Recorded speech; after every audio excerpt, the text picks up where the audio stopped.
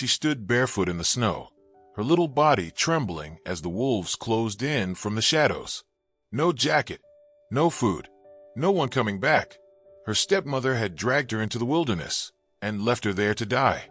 Not a goodbye, not a second glance, just a cold trail and the sound of crunching leaves fading into silence.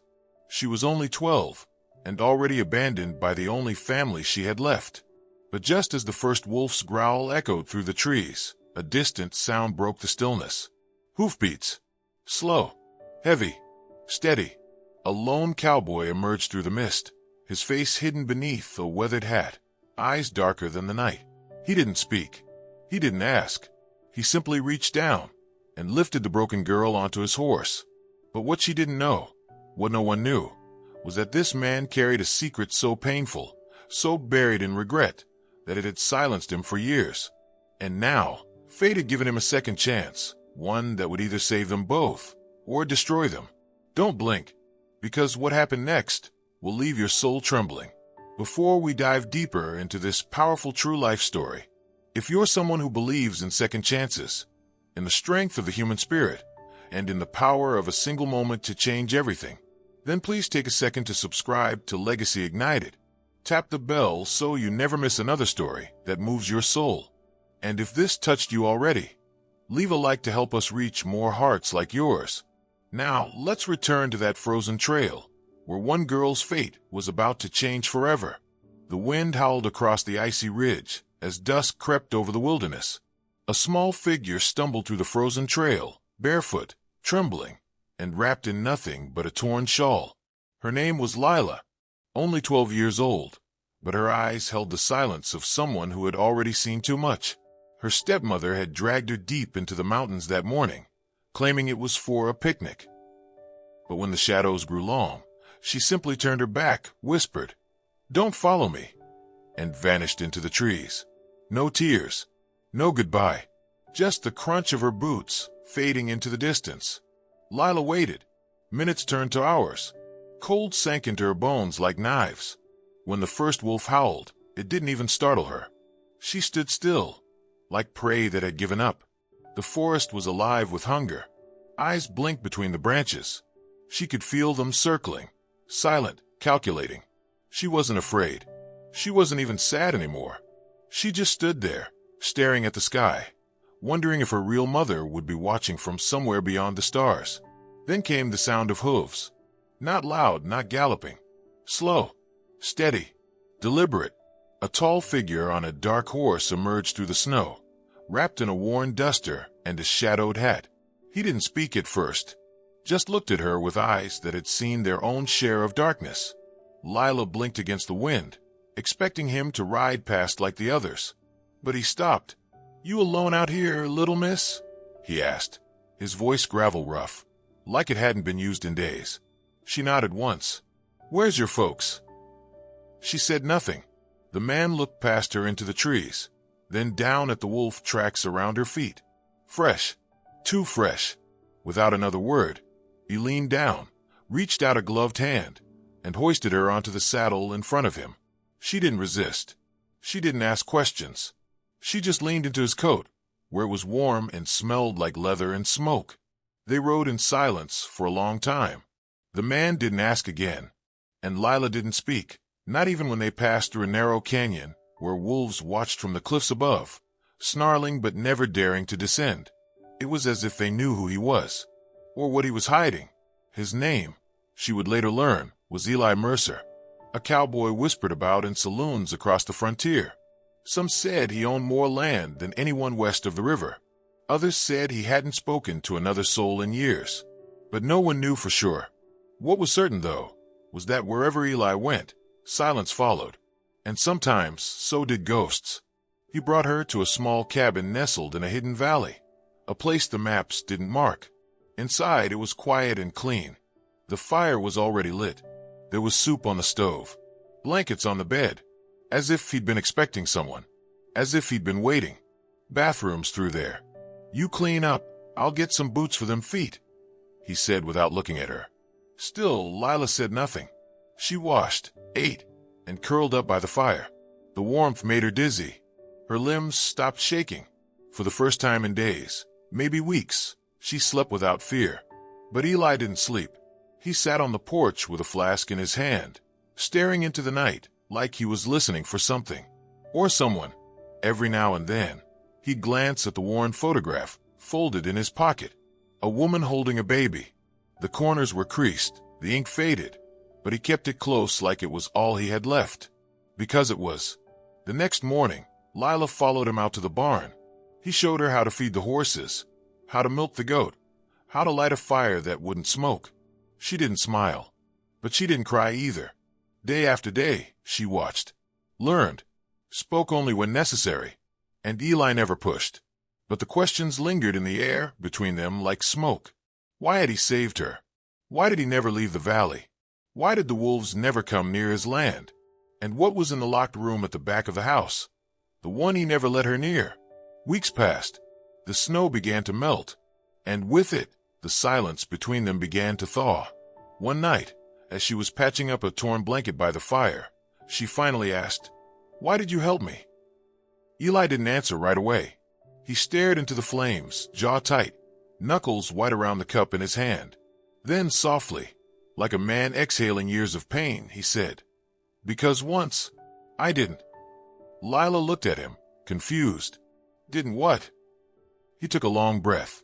"Didn't help someone who needed me. And I've been trying to live with that ever since." He stood and walked to the shelf above the fireplace, pulled down a small wooden box, opened it slowly. Inside was a locket, old, rusted. He handed it to her. "She looked just like you." Lila opened it. Inside was a photo of a little girl with wild hair and laughing eyes. Her smile was free, pure, happy. "My daughter," he said. "She died a long time ago. Because I chose silence over truth, pride over love." Lila's hands trembled as she held the locket. What happened to her? But Eli didn't answer. He walked to the porch, opened the door, and stared out into the trees again. Only this time, his shoulders were shaking, and the wolves were howling. Lila watched Eli from the doorway, clutching the locket in her trembling hand. His broad shoulders hunched forward as he stood silently on the porch, facing the forest. The wind tugged at his coat, and though the air was cold, it wasn't the weather that made him shake. It was something deeper, something that had festered in silence for years. She stepped out beside him, but said nothing. The wolves were still howling in the distance, their cries long and mournful, as if they too knew something had changed. Eli took a breath that sounded more like a struggle than relief, then spoke, barely above a whisper. "I never told anyone. Not a soul. But I suppose you have a right to know." Lila looked up at him, eyes wide with something between fear and curiosity. "My daughter. Her name was Clara," he said, voice cracking. "Bright as sunshine, brave as any boy. Her mother died bringing her into this world. I raised her alone on this very land. She used to dance right there." He pointed toward the grassy clearing beyond the barn. "Every spring, wildflowers in her hair. She had no fear of the woods. Thought the wolves were just big, lonely dogs." Lila gripped the porch rail as he continued, each word sounding heavier than the last. "One night, there was a storm. Thunder shook the walls, and she woke up screaming. I told her it was nothing, just noise. But she said she saw someone at the window. I didn't believe her. I was tired, drunk, told her to go back to sleep." He swallowed hard, his voice now shaking with guilt. "She left, in the rain, took her lantern, and went out to prove she was brave. Said she'd make peace with the wolves, that she'd talk to them like she did with the horses. I didn't wake up till morning." Lila's heart clenched. "We searched for days. Me, the townsfolk, riders from every ranch. We found her shoes near the North Ridge, torn, blood in the grass, wolf prints everywhere, but no Clara." A long silence followed. She would have been about your age now. Lila turned her face away, tears burning her eyes. She thought of how cold she'd felt that night, standing in the trail, with wolves watching her. And now she realized Eli hadn't saved her because she was a stranger. He'd saved her because she looked like a ghost from his past. "She wasn't just taken," he said quietly. "She was abandoned. By me." No, Lila whispered. You made a mistake. That's not the same. He looked at her, eyes tired. A mistake that cost a life is more than a mistake. Lila hesitated, then opened the locket again. Maybe she's still out there. She's not. The finality in his voice made her shiver. They went inside. The fire crackled low, casting long shadows on the cabin walls. Eli poured himself another drink, then set the bottle aside without touching it. Lila sat quietly, her thoughts churning. I never knew my real father, she said finally.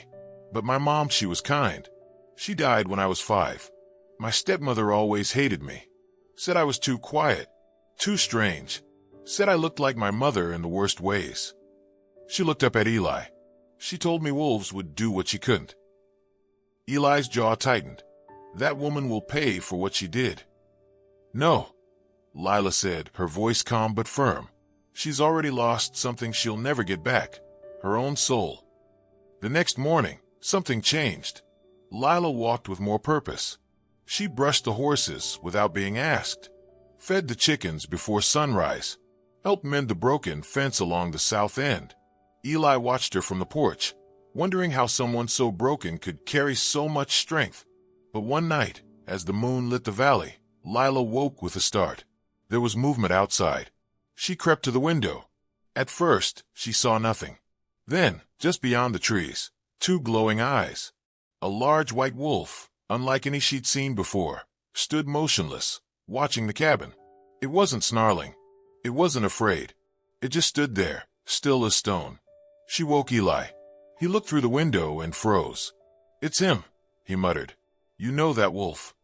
He nodded slowly. He was there. The night Clara vanished. I saw him on the ridge. I always thought maybe he knew something. Lila didn't hesitate. She grabbed her coat and boots and stepped outside. Wait, Eli hissed. But she didn't stop. The wolf didn't move. As she stepped closer, it turned slowly and began walking toward the woods. Then it paused, looking back at her. He wants us to follow, she whispered. Eli grabbed his rifle and followed her down the path. The wolf moved ahead in silence, leading them deeper into the forest than either had ever gone. The air grew colder, denser. Then suddenly, it stopped beside a cluster of rocks. At first, there was nothing, just silence. Then Lila knelt down and brushed away the leaves. Beneath the dirt, her fingers struck something solid. Wood. She cleared it. A small chest, sealed tight. Carved into the top was a name, Clara Mercer. Eli dropped to his knees. Inside the chest were Clara's drawings, letters, a doll, and a small journal. Eli opened the first page. His hands trembled as he read. If Papa ever finds this, I want him to know I forgive him. I wasn't scared. I just wanted to find the wolves. And they weren't monsters. They watched me, like guardians. I think one of them lost a child, too. Tears streamed down his face. She didn't hate me, he whispered. All these years, I thought she must have hated me for not saving her. Lila placed a hand on his shoulder. She loved you. She knew your heart, just like I do. As dawn broke, the wolf vanished into the trees, without a sound. Eli and Lila walked back to the cabin, carrying the box together. No more ghosts. No more silence. Just a memory now honored. That night, as Lila sat by the fire, Eli opened the door to the locked room. Come, he said gently. Inside were Clara's things, untouched. A room frozen in time. Now it's yours, he said. It's time this house had life again. Lila stepped in slowly, her heart full. The stepmother had thrown her to the wolves, but the wolves had led her to a man with a broken heart, and in healing him, she had found her own home. Spring arrived quietly that year. The snow melted from the mountain trails, and soft grass crept over the land like forgiveness. Lila's laugh, once buried under silence and fear, began to echo across the valley. Eli heard it while mending fences in the barn by the river, and every time, it struck his heart like sunlight cutting through long winter clouds. But healing wasn't instant. Some nights, Eli still woke drenched in sweat, haunted by Clara's voice calling his name in the wind. Yet now, when he rose and stepped onto the porch, there was another voice, Lila's, humming softly in her sleep, and that sound steadied him. One evening, as the sun dipped low, painting the sky in hues of fire, Lila placed a bundle on the table. Inside were Claire's drawings, carefully preserved, alongside her own, a new story. One of wolves not as beasts, but as guides. One of a girl left behind, but not forgotten. Of a cowboy who had lost everything, yet found redemption in a child with no one. I want to publish them someday, she said quietly, so no one else ever feels like they don't matter. Eli nodded, his eyes misty. She would have been proud of you. No, Lila whispered. She'd be proud of you, for not closing your heart forever.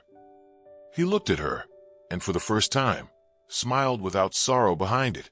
Days passed. One afternoon, the sheriff arrived at the ranch. They'd found the stepmother, lost, wounded, and nearly dead in the hills. She claimed wolves had stalked her for days, eyes watching her, never attacking, just circling. The sheriff asked if Eli would press charges on Lila's behalf. Eli looked to the girl standing beside him, stronger now, fearless. She's not mine, he said. It's her choice. Lila met the sheriff's eyes. Let her live. Let her carry what she's done. The sheriff nodded. Justice had already been served, and not by man. That night, Lila stood by Clara's old window, the same one the frightened child had once pointed toward. Outside, the moon hung low. A single white wolf stood at the edge of the trees, still and calm, before vanishing into the shadows for the final time. Lila whispered, "Thank you," and closed the window. Years later, when people spoke of the girl who was left for wolves, they didn't talk about sorrow. They spoke of how she lived, how she healed a grieving cowboy with nothing but her quiet presence, how she gave the past a new ending. Eli never called her Lila again. From that day on, he called her daughter, and in a cabin once haunted by silence, laughter and love returned, stronger than the wolves, louder than the wind, and eternal like the stars.